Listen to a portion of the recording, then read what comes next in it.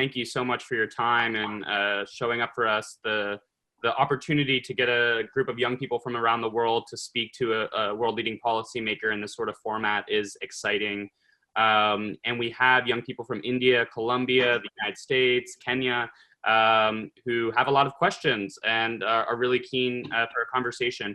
The hope for today is that we have a shared discussion and a dialogue. And so, you know, if there's questions that you want to bring back or other people may respond to others, I think it will go that way. So before we start, I just wanted to open with a bit of a foundation of why now and who citiesRISE is. So citiesRISE is an international platform that's working to transform policy and practice across cities around the world. And we work with young people to harness their energy and creativity and also to strengthen their capacity to collaborate with others across sectors. And by nature, we try to change the way that current systems and structures work to include young people in decision-making, in program implementation, in the evaluation of what works and what doesn't work, and then also in just the generation of new ideas. And so we have an auspicious day in the mental health community called World Mental Health Day, which falls on October 10th today every year. And World Mental Health Day started only in 1992. So we're about 28 years into World Mental Health Day, a moment where people around the world honor that mental health is a very real issue, but also a very real opportunity that we really need to do more on. And in our shared commitment to make vibrant communities where youth thrive, we must take a moment to hold the weight of the impacts of the time we are living in, right now, right here. Globally, widespread inequities and power imbalances need to be confronted at all levels. Protections and access to care for many young people with mental health challenges remains absent or negligible. We must also recognize how racism, discrimination, and various forms of cultural violence create additional stress and trauma for youth, exacerbating the already significant challenges that youth have experienced during the pandemic and a rapidly changing world. If not urgently addressed, these compounding factors threaten to increase inequities in mental health globally, and that's why we're here today. But we also see the opportunity before us to transform how we operate, who is at the table, and what it takes to make a more inclusive approach to addressing mental health, to be more in touch with intersectional dimensions of health and our relationship to the natural world. We live in a time where all of these aspects of living and being are starting to come together. And nevertheless, we still have a long way to go. And so as part of this changing tide, we at citiesRISE felt it critical to flip the script and engage young people themselves in conversations with policymakers. And so now it is my great pleasure to introduce a stellar set of panelists. And so now I'm going to invite you all to introduce yourself and say what Mental Health Day means to you. And so Mani, if I could go to you first. Hi everyone, hi Stefan. Just a question though, did you want me to introduce myself and the work I do, or just introduce myself and... Yeah, it would be great to introduce yourself, the work you do, however you feel compelled. Okay, lovely, perfect. Thank you. So, hi, my name is Mani. I'm joining in from Mumbai in India. I'm representing citiesRISE Chennai. I am the co-founder of a mental health platform in India called the Mind Clan. The Mind Clan is a mental health community that curates counselors, support groups, helplines, and resources in India. We believe that there's no cookie cutter approach to mental health care, and we work to restore the agency of choice back to the user. So for me, I would say mental health to me is about restoring agency back to the user. Thank you so much. Paula, it would be great to just introduce you.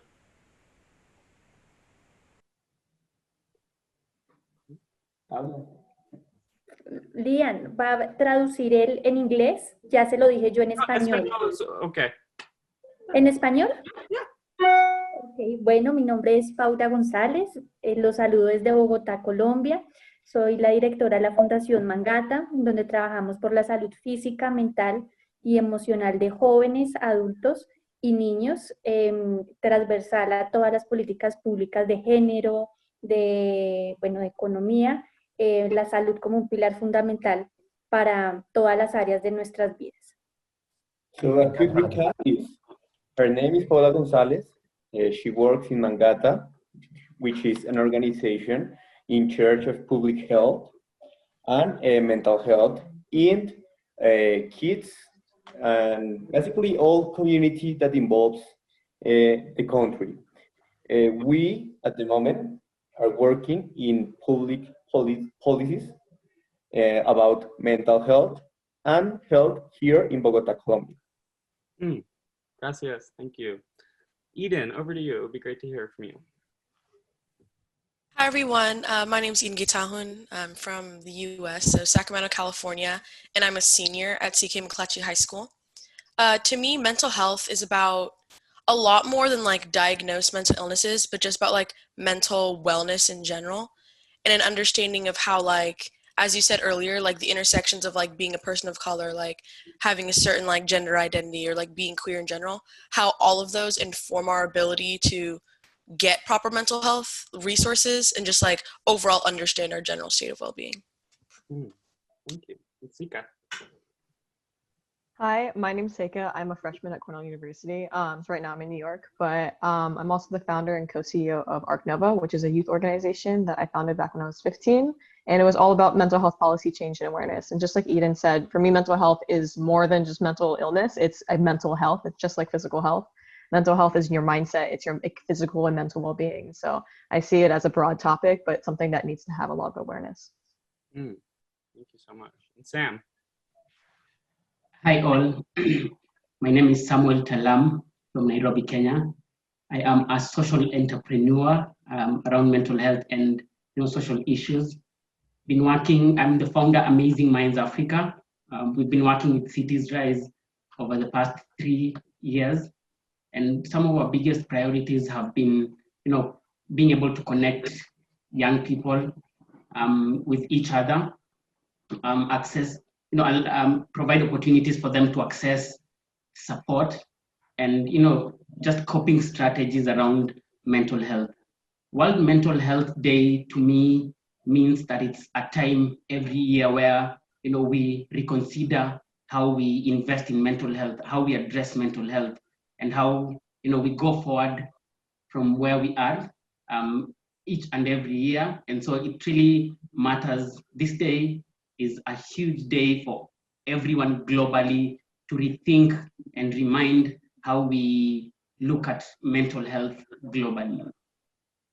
Thanks, so. Hey Sam, good to see you again. Good to see you, Stefan. And now, Stefan, over to you. It'd be great to get an introduction from you and what Mental Health Day means to you. I'm Stefan Peterson. I'm a professor of global health at Uppsala University, Karolinska Institutet, and Makerere University in Uganda. I also advise UNICEF Sweden. Up to 2 months ago, I was the global chief of health for UNICEF. And I had the chance to reflect a lot on health in my life, of course, and from UNICEF. And I think you've said many of the things. Often we tend to sort of get into the negative. It's not having a disease. And obviously that's a bare minimum, but it's about well-being and mental well-being and actually having the tools to actually be able to work with yourself, with your peers, as we heard examples of here. And I think it's about building societies that allow us to fulfill mental health and well-being. And that's somewhere in that that I see the concept of mental health. And I think this day is a great opportunity to really remind us of this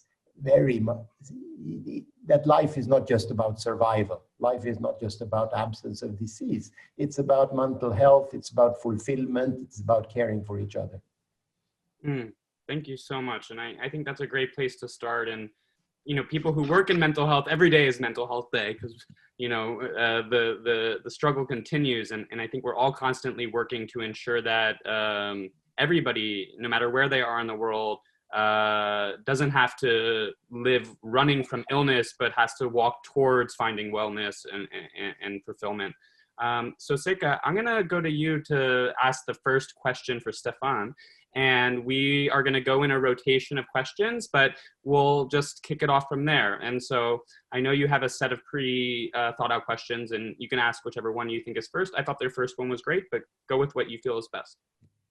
Sure thing. I'll go with the first one. As we talk about youth inclusivity around, especially around mental health, but in general with politicians and professionals, I was wondering what opportunities you had when you were younger and what opportunities you wish you had, and how are we on a global scale working today to get those opportunities on the table for youth today? Thanks. When I grew up, we didn't discuss mental health and mental illness much. It was around us, certainly. And I had two members of my half-extended family that committed suicide when I was still a youngster. One in old age and one as a young man. And we didn't really discuss those issues within the family, and nor can I recall at any one time that I discussed with my peers and my age mates aspects around mental health and stress and how are you really doing and so on. And maybe it's because I was a boy, but I also think it had to do something with the times. And when I look at my own kids now, I see, and they're Swedish kids going to kids in school in Sweden and a university and so on, that they are much more open around mental issues, not in a both positive and a negative sense, than I ever remember me or my classmates or friends being at the time.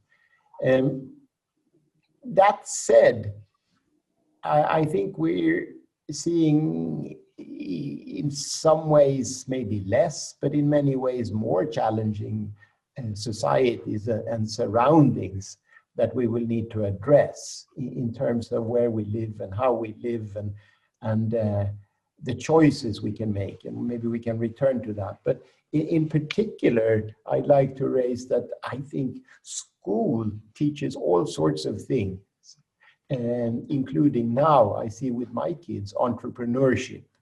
But it's entrepreneurship as in starting a company or something. It's not entrepreneurship in looking after your mental health and well-being, coping with stress, detecting it in your friends. So I think there's much more we can do, both in society around us and with the general determinants, and what we can do specifically in schools, and I would think also online. Thank you so much. And it's certainly a different world that is constantly changing before our eyes every day. And even school is changing for most young people around the world. And, you know, it's a constant churning of how we're creative to, and I appreciate entrepreneurship isn't starting a company. It's agency to respond to challenges or ideas in society and being supported by the ecosystem to do that. And I think that's super important. And I think because we're living in such a unique time, Eden, I know you had a question that was really kind of spot on to what's going on right now. So I want to hand it over to you to move it forward. And then Seika, if you have a response to that after he goes, please keep it going. Okay, so my question was, what are the effects of the pandemic on mental health? I think they're devastating in many ways. And in particular, I'd like to raise the fact that 1.6 billion kids were kicked out of school and on very flimsy grounds. And the evidence base to kick you out of school was flimsy, and the evidence base to keep you out of school is also very flimsy.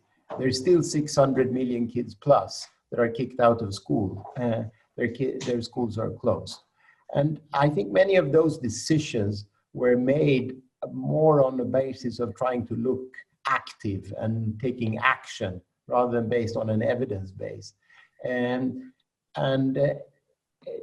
that I think was detrimental to young people, children and young people in so many ways. I mean, obviously the aspect around learning And even if you pretend to do online learning, I think a majority will say it doesn't work. And you also lose all your social connections and social support. And we see aspects around loneliness. But then in big parts of the world, you're also subjected to child labor, child pregnancies, never coming back to school, particularly if you're a girl. This is, of course, related also to social status. This is worse in poor families. Even at any one economic level in one country, there's also a gradient within society where this affects you worse. And obviously, irrespective of social level, there's domestic violence and abuse that happens. So I'm afraid that these are very challenging times where we're making, based on no evidence actually, young people bear the brunt of the cost, along with women, I would say, who then have to pick up again when we close down societies and schools and whatnot. I think when we sum this up in the future, we'll see that there's a tragedy in many old people and those who are vulnerable groups suffering and dying in many cases from COVID.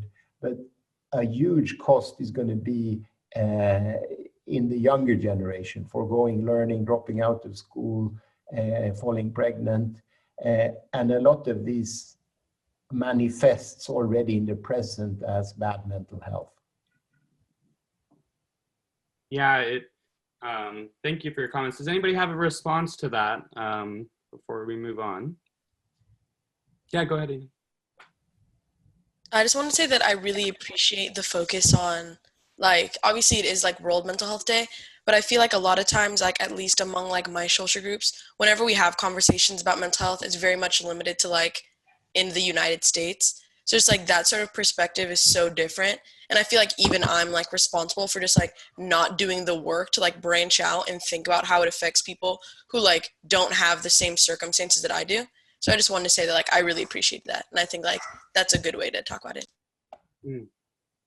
Thank you. And you know, it's an interesting time where so many decisions are getting made so fast out of reactivity or out of the need to respond to urgent crisis. It's like, you know, the times are changing. And so there is a question about how policy works right now and is made inclusive. And so Mani, I wanted to move it over to you because I know you had a specific question around inclusive policy making.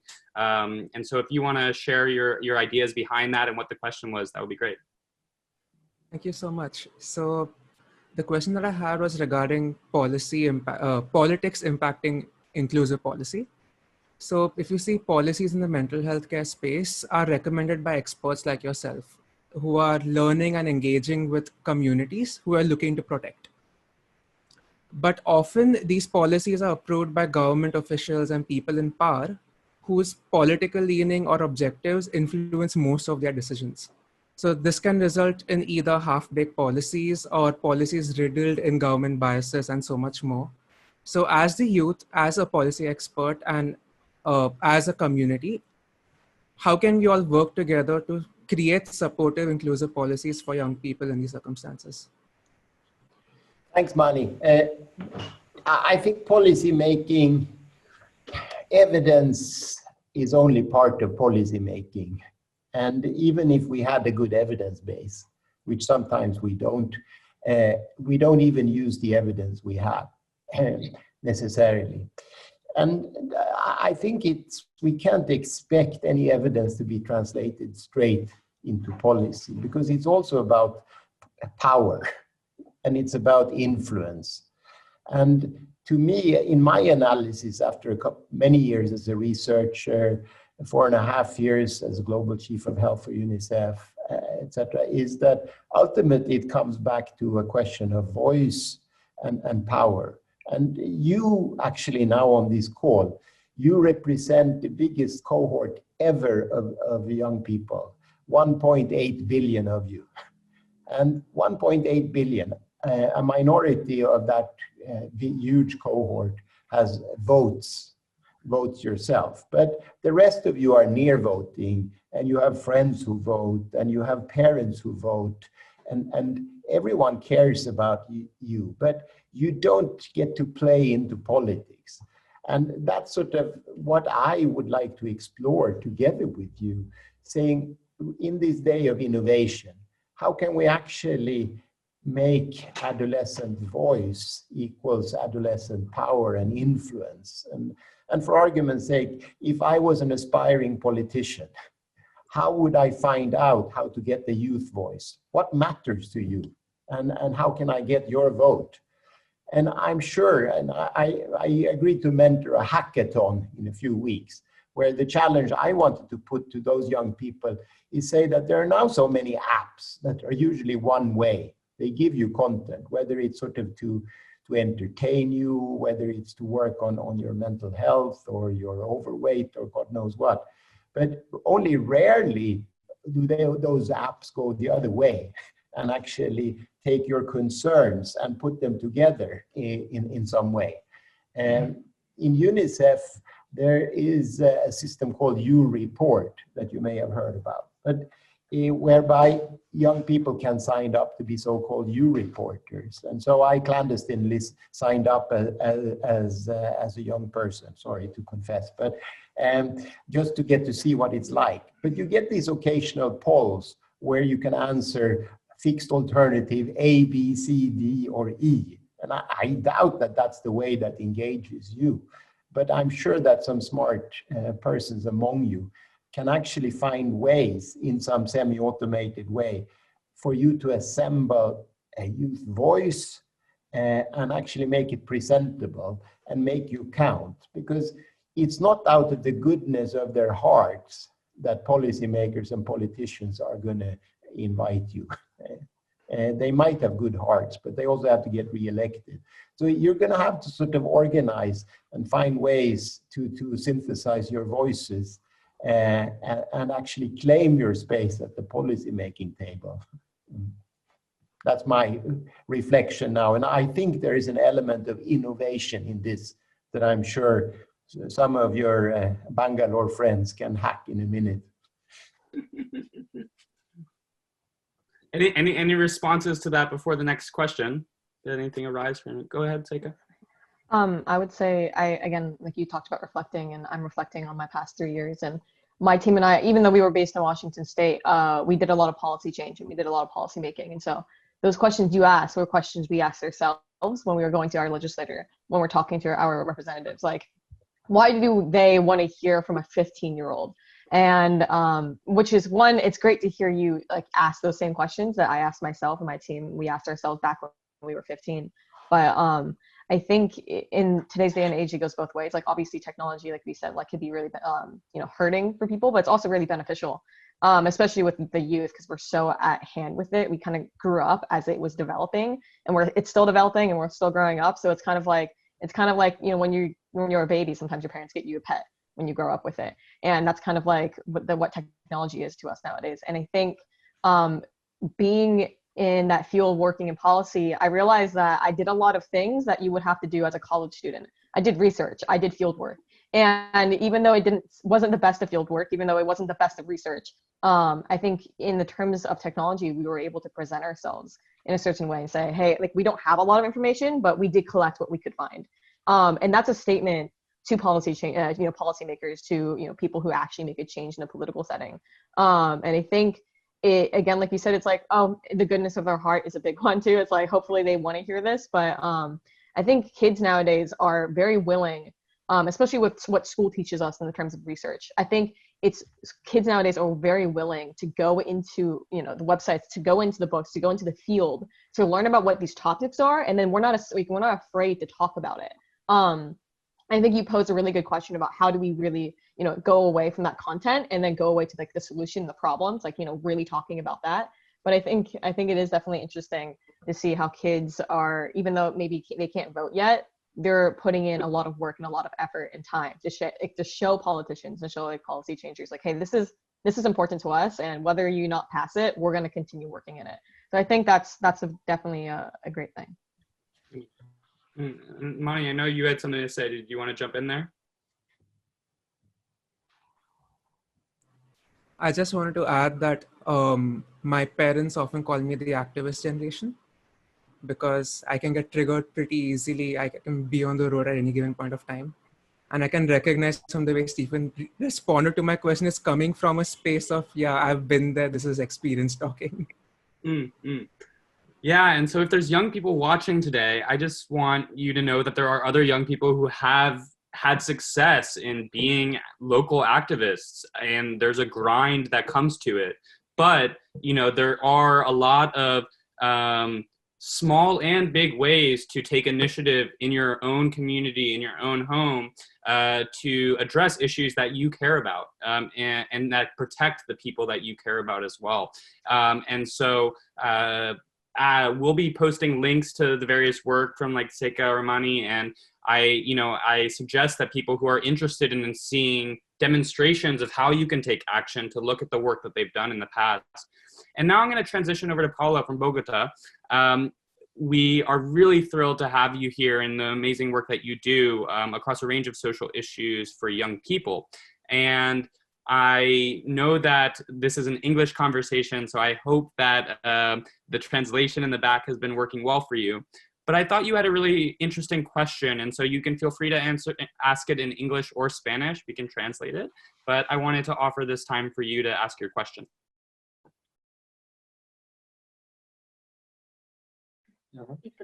Ok. Mi pregunta es, ¿cuál es la importancia de hablar sobre salud mental en procesos de liderazgo y en política pública? So my question is, what is the importance of talking about mental health in leadership process and public health? Sorry, I didn't catch the last part. Can you repeat, please, the last sentence? Yeah, sure. What is the importance of talking about mental health in leadership process and public policies? And to the public? Public policies. About policy. Well, obviously, I think we need to distinguish mental disease from mental health. And I think you made that distinction before. Obviously, we need to talk about what is depression, what is anxiety, how do you recognize it. We need to talk about how to provide care and making it accessible to everyone who need it. So those are sort of the obvious issues that we need to talk about. But I think we also need to talk about well-being, mental health and well-being, and the symptoms and stresses and how to cope with them. Because all of us have felt anxiety. All of us have felt mood issues, whether they then get a diagnosis or not.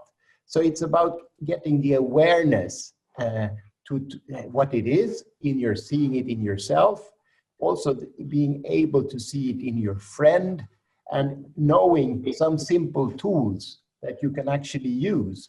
And I think it's increasingly clear that you can teach these skills, you can teach these tools.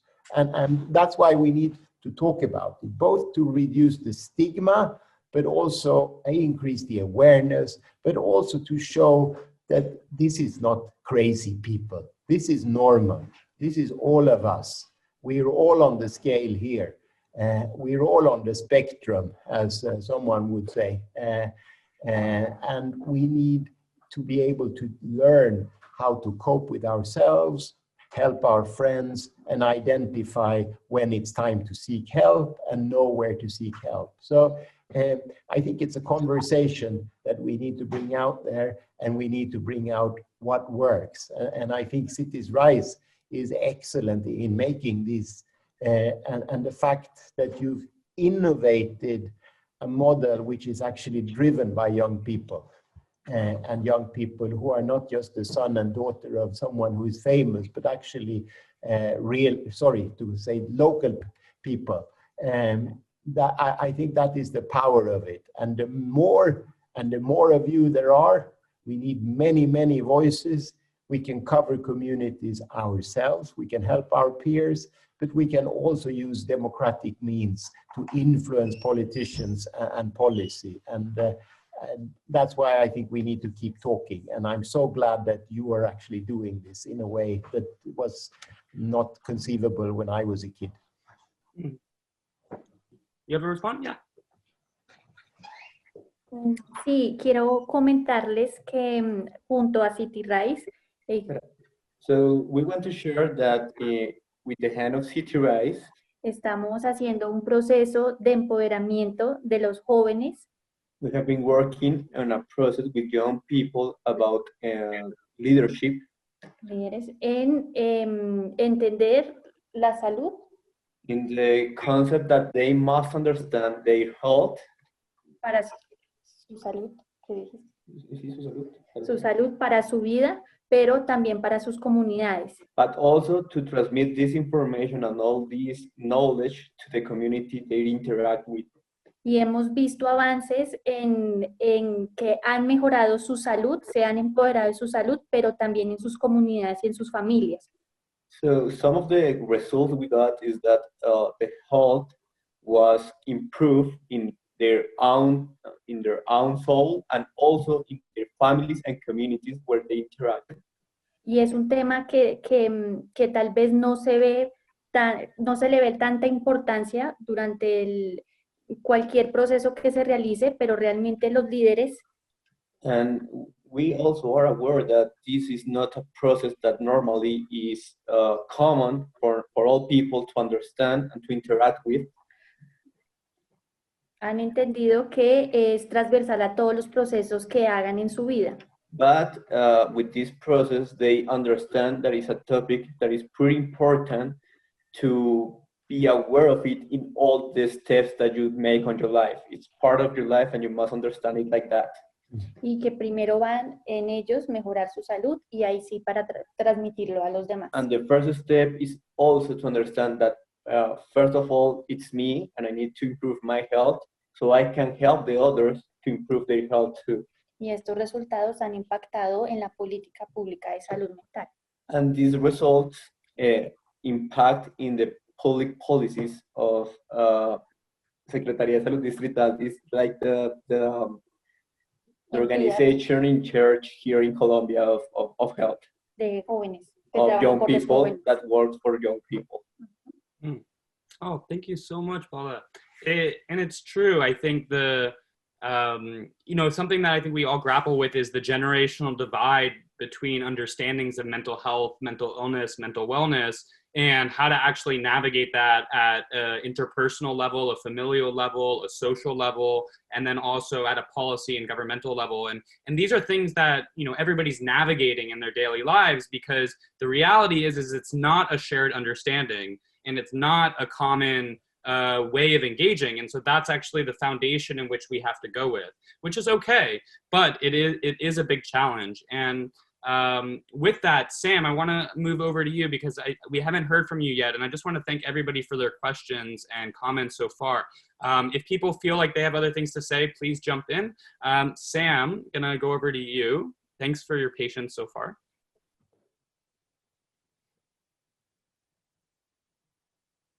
Oh, you're on mute. Thank you so much, Lian. Stefan, what intervention strategies are we putting in place to ensure that the mental health of the current generation is being addressed, considering that 15 to 29 years are between two generations? We might say, generation analog and the digital generation. Well, thanks, Sam, and thanks for showing me your beautiful examples when I visited Nairobi in pre-COVID times, and that hugely inspired me.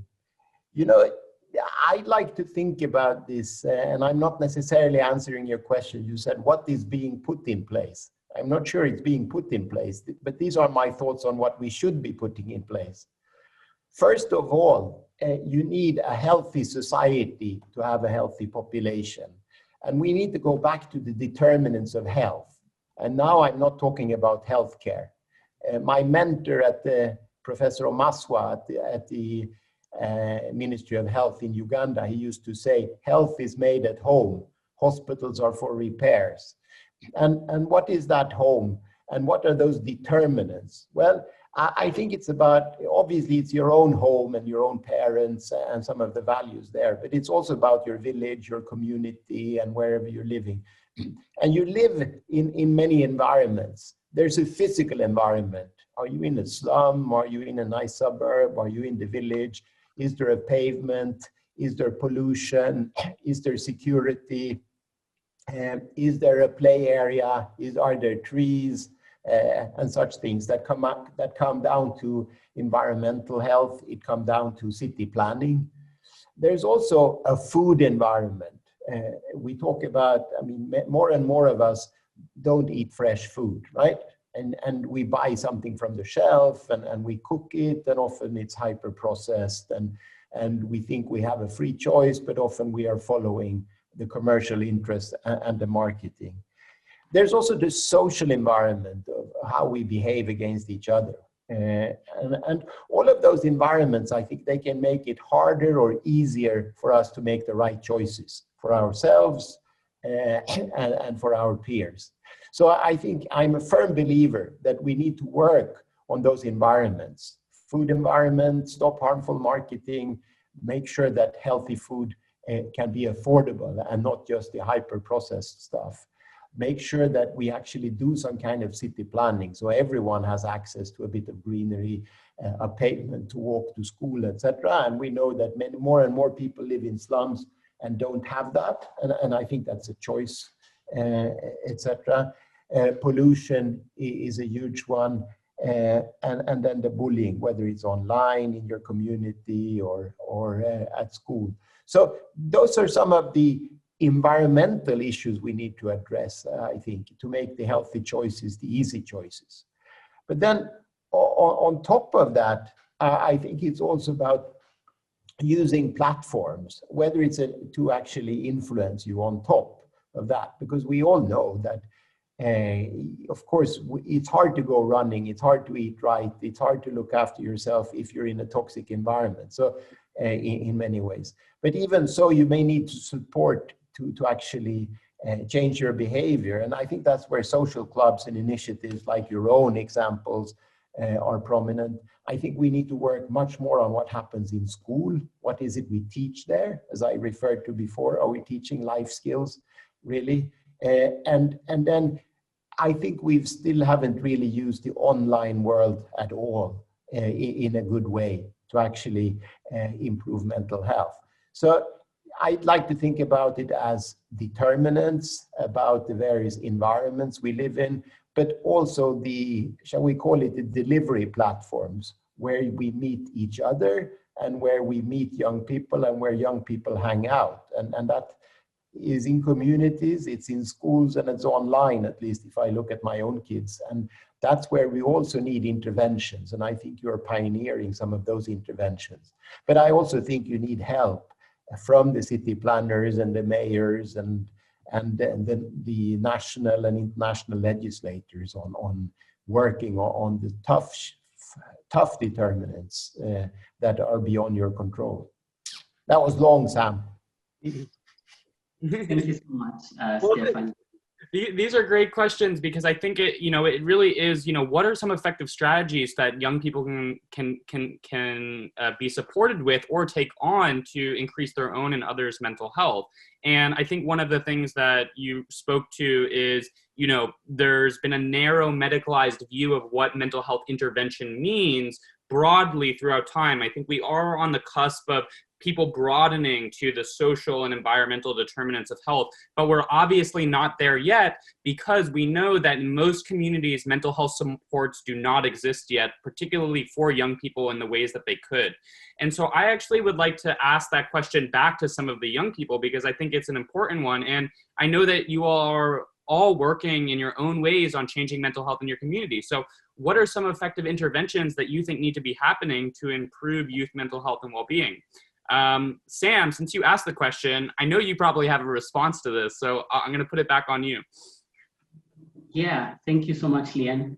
What Stefan said really resonated a lot with me. I think you talked about a holistic perspective around mental health issues, talked about the social issues, the ecological determinants of health.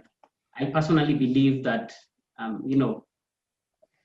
day-to-day life highly affects mental health and culture, whether it's practices and values and beliefs around our own families, whether it's the values around, the communities that we are in, whether it's the church communities, whether it's the, our governments, our local governments, whether it's schools and even at a government and a national level.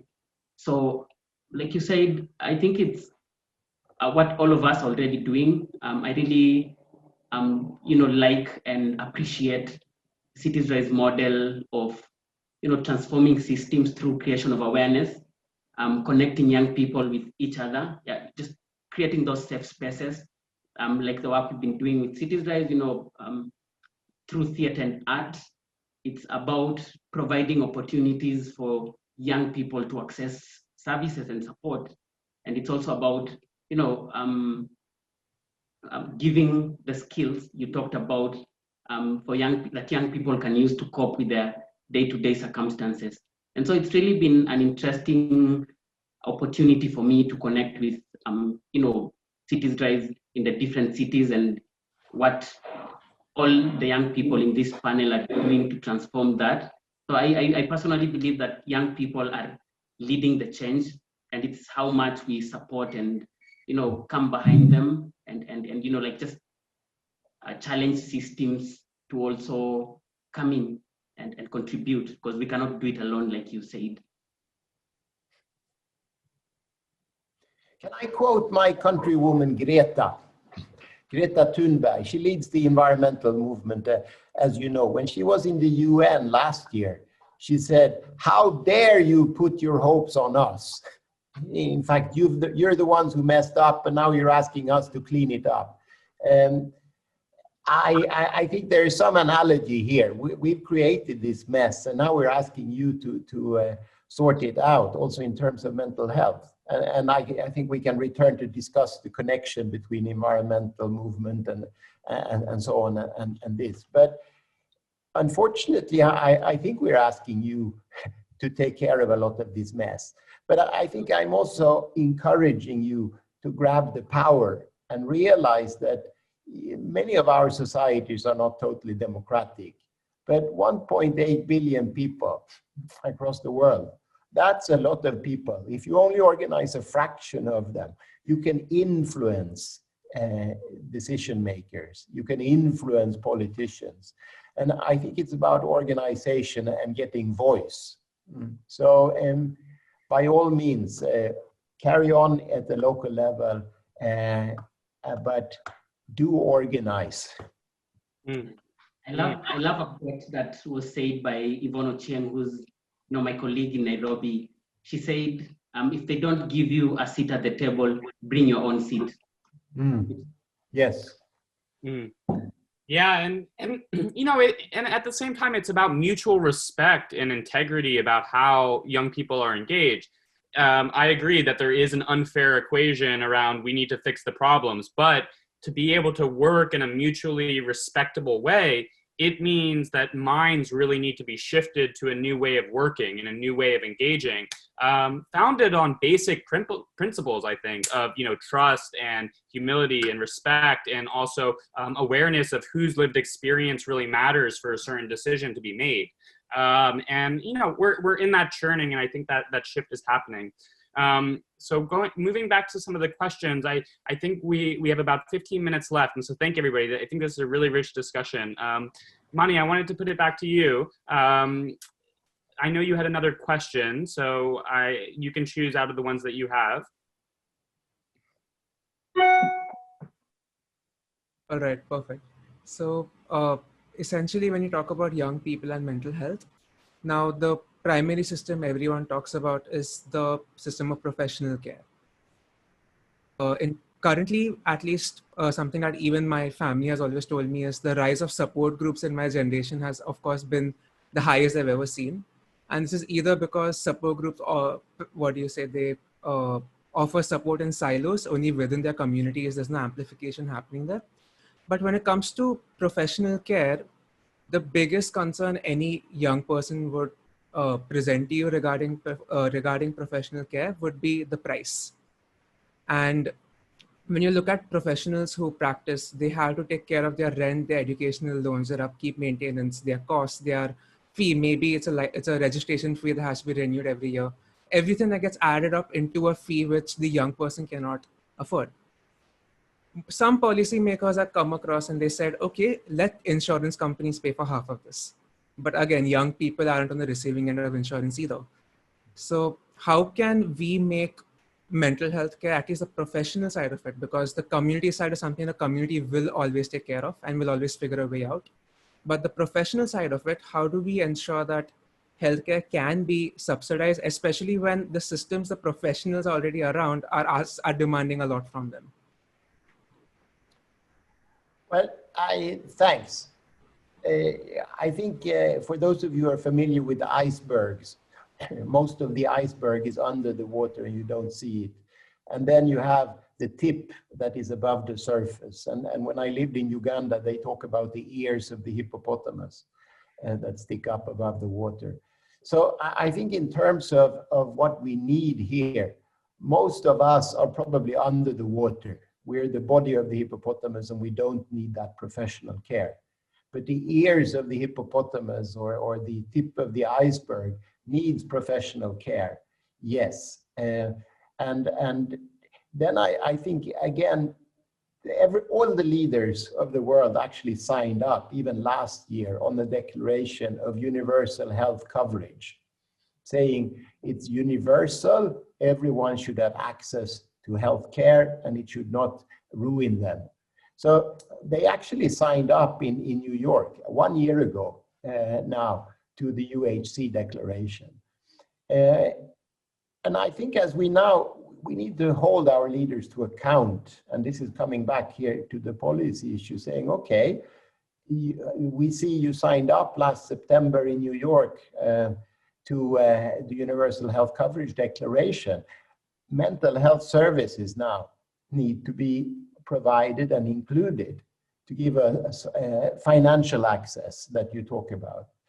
But I think there's also other aspects of access. It needs to be sort of acceptable and it needs to be confidential and so on, so that the provider doesn't proceed to call your parents immediately. So there are many aspects to this. So I think it is going to be a political gamble, a political fight here. Let's remember that most of the iceberg is under the surface and can be tackled through the citiesRISE type of approaches and so on that we're talking about. But we need to know our professional providers and we need to be able to refer to them, whether we are sort of semi-professional and activists as in citiesRISE. And I would hope after everyone has the life skills taught in school, they should also know when to send their classmate to the school nurse, and the school nurse should know how to get it to an even better provider. And that's where financing mechanisms and universal health coverage, I think, is a tool. Because I was party now to 2 universal declarations. Last year, UHC, universal health coverage, and in 2018, primary health care. Again, all your presidents and prime ministers were there and your health ministers, and they signed and they pledged. So it's about taking it back now to your national political realm and saying, okay, now deliver. And I think it's also very important to work with politicians and have links to politicians, not the least in the opposition, so that they are able to ask questions around these things in Parliament. Sorry, that doesn't get any better. No, I think that's really spot on and helpful. And it's always important for young people to know that oftentimes there's commitments made, and the next stage of that is the accountability towards those people making those commitments. And oftentimes they react based on the level of attention and aggression that the pressure is to act. And so that's something we all can do, is just create more pressure and more pressure and more pressure to realize the commitments that have been made. And that's the interesting thing about holding integrity and accountability at the forefront of what we do for mental health. And young people, I think, because of their ability to use social media to actually create engaging content, we can actually create more accountability for policymakers than I think we realize a lot of the time, just by kind of social activation and other things like that. And so but it's not easy. And I think it's a grueling effort, but it's worthwhile because I think we all see what needs to change.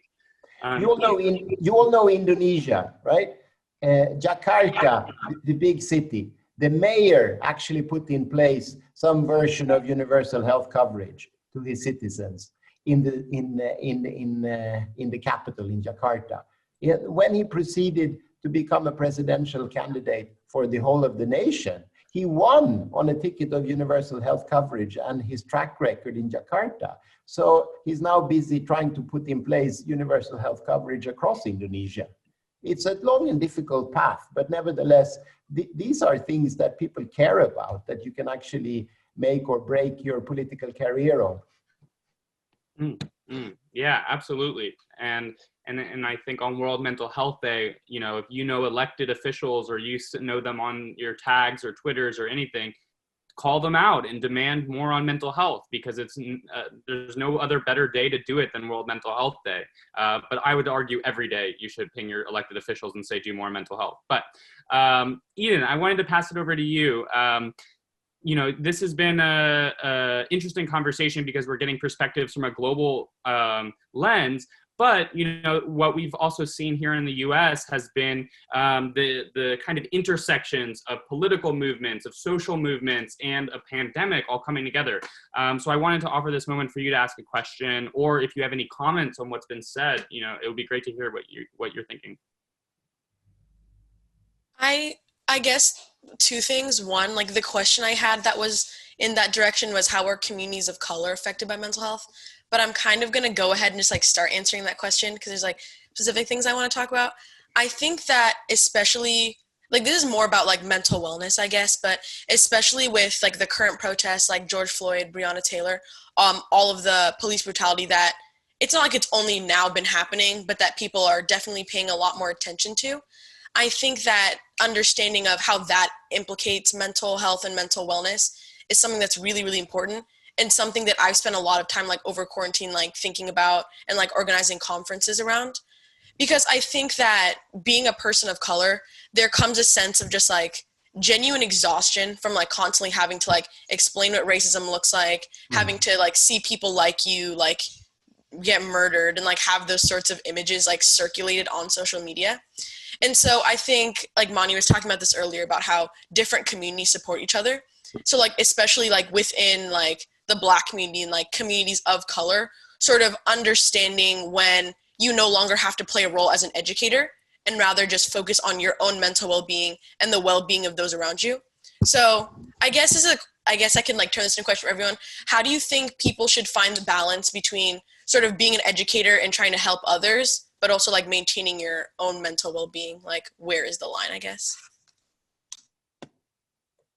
If you figure it out, please tell me. May I comment on that? Paula, did you raise your hand? Oh, Seika, I'm gonna let Paula go and then over to you. Go ahead. Yeah, Paula, you can go ahead. Oh, Paula, did you want to respond? It's over to you. Can you not hear me? Okay. Maybe Seika, why don't you go and then Paula will get her in. For sure. Oh, here she is. Sorry. Can you repeat the question, please? The question was, how do you find the balance between kind of doing public education and doing kind of the grueling emotional labor around a lot of the external work versus self-care? So Paula, how do you do self-care while also educating others in your life? ¿Cómo te cuidas a ti mismo mientras que educas a los demás? ¿Cómo qué? Te cuidas a ti misma, o sea, mientras que educas a los demás. Mientras educo a los demás, bueno, primero haciendo conciencia corporal, ¿sabes cómo se hace? Conciencia mental. First of all, by making process that establish your conscience with your health, that you are aware of what you are feeling. ¿Qué más? Bueno, haciendo el ejercicio, bueno, con herramientas y estrategias que empoderan primero mi salud. Through strategies and tools, different tools that will help us to understand our health and how this will impact in the future with all my different perspective of about what I'm doing and what I'm trying to feel, what I'm trying to go on. And also, the point is that I need to establish what I am, what I'm in this moment, so I can then try to transmit this feeling to the community, so they begin to understand the leadership, what they are, and this will be like the butterfly effect, that you impact from one simple person to a lot of people. That's it. That's like the self-care. You understand what you are doing for you, and you begin to transmit this to the other people. Thank you. Yeah, and for those of us that work in mental health, it is always a constant challenge or opportunity to really, you know, practice what we preach, but also know that we're all human in a way, and that life is challenging. Seika, I want to... Lian, can I just say one thing I wish I could say I was doing more is physical activity. Going for long walks, going for runs, etc. You know, if you look at depression, even the research shows that physical activity has the same effect as antidepressants in mild to moderate depression. So I think there are some simple tools that personally I'm too lazy to be using on myself quite a lot. I wish we all get a chance to exercise today to pump our serotonin up and boost our mental health. Seika, I know you had a comment too? Yeah, I'll keep it short, but kind of, I totally agree with what Paula said. I come from a mixed household. My dad's from England and my mom's from Japan. And so while I was working in mental health, even now, I'm still young, I'm 18. So it's like, I agree, like you have to understand you have to understand yourself to understand what mental health is. Coming from a mixed culture household, like I realized that mental health is different in different countries. And like, that's something I didn't understand when I started. And so I think, I definitely agree, just adding on what Paula said, but it's kind of like taking the time, like if you're going to take time to understand what mental health looks like in your community, what does mental health look like in your family unit? What does mental health look like in yourself? Because it kind of goes down that definition spectrum. So I definitely agree with what Paula said. Thank you. Did anybody else want to comment on that? Because I know Eden posted to the whole group. Mani, did you want to say anything? So one thing I have assumed is that like activism in itself assumes you have an unlimited supply of energy, assumes people would change overnight, and that people are willing to change.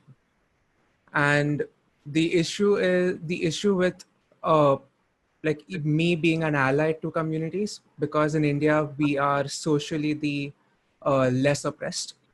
So my primary job every day is to constantly educate my peers, educate my family, educate everyone about all the biases that they have learned knowingly or unknowingly through many years. The main thing that I have started recognizing is that if activism were a bubble, with each day we are an activist, we go closer and closer to the center, and the more center we are to that bubble, the less accessible our speech is to people outside of it. So like the reminder for us to not just care for our mental health, but as we grow, as our nuances change, as we figure out more ways to communicate to people about various social justice movements and anything that's relevant to our context, is also to remember that to get to this point of this bubble, to the center of this activism bubble, we also had to pull in people from the outside. Yeah, I really appreciate all of your comments there. So now, because we're at the end of our hour, I just want to express my overwhelming gratitude. I'm like, oh, we could go on and go on and go on and keep going, but I know people have busy schedules. So before we close off and provide thanks, I do want to go around and just get the one word that you think describes this moment in the world right now as it relates to mental health. And so once again, it's one word that describes this moment in the world related to mental health on World Mental Health Day. So it's just one word about how you're feeling and as it relates to mental health. So Sam, I'm going to push it over to you to give your word. And you're on mute.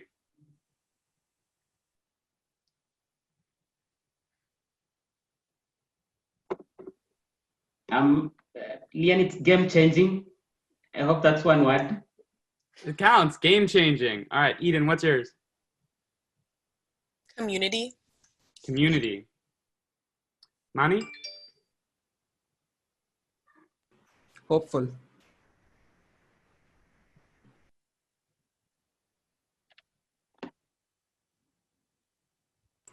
You were muted, Lian. Oh, Seika? Sorry. No worries. I would say collective. Collective. Paula? En una sola palabra sería conciencia. In just one word, awareness. Awareness. Okay, and Stefan, over to you. I'm going to give you a phrase: the battle for sustainable health. Wow.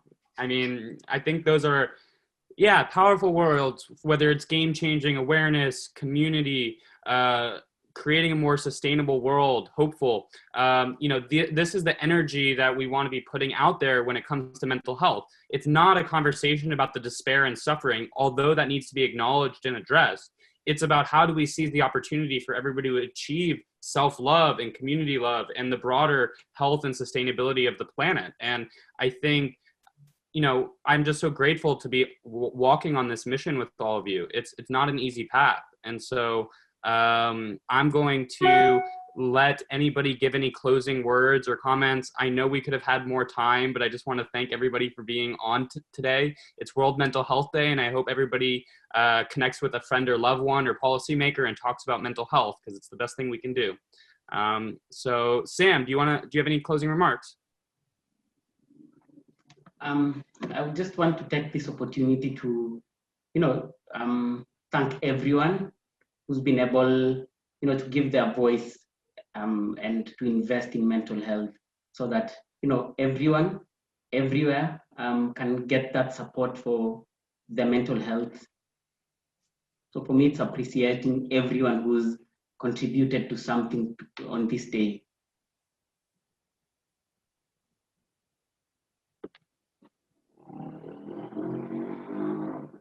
Any closing remarks, Eden? I just want to say, thank you everybody for being here. Thank you for having me.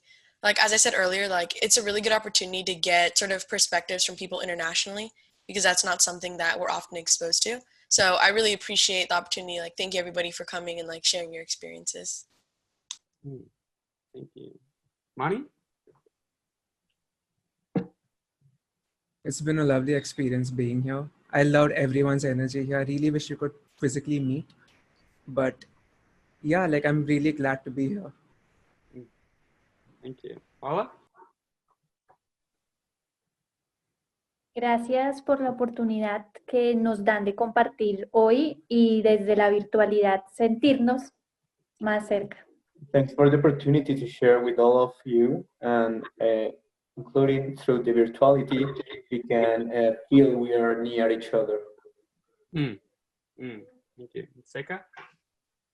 Just adding on, it's obviously such a beautiful blessing to be here today, and I hope to stay connected with you all. But I think it's also great to see us in a global scale working towards this, united goal that's different and defined differently in different places. But it's wonderful to see this united reach and going there to do what we can for mental health. Thank you. Stefan, you just kind of had a nice conversation with young people across the world. How are you feeling? Now, I feel great, but I'd like to encourage you not to be timid. In the last couple of years, I've met so many nice, timid people, young people who say, oh, how can I come and sit at your table? I mean, power is not given, power is taken. Claim people's attention, go out there, support each other, because the future is yours. It might be a terrible future, it might be a better future, and you're gonna have to shape it. And there's many of you. Don't be timid, claim your space. You're awesome. Let's be the lions. Yeah, be like the lion. All right, well, I just want to thank you all. Yeah, claim space, and young people are powerful beyond all recognition. And I think as adults who are watching, reminding young people in your lives to be able to know their power and create spaces for their power to emerge is the responsibility of the adults in the room. And so everybody has an accountability and everybody has a role in this moment to step up. So with that, I just want to wish everybody a happy World Mental Health Day. Thank you all. The theme this year is Move for Mental Health, because physical activity helps. So get out there and move for mental health. And so thank you. The recording is now ending.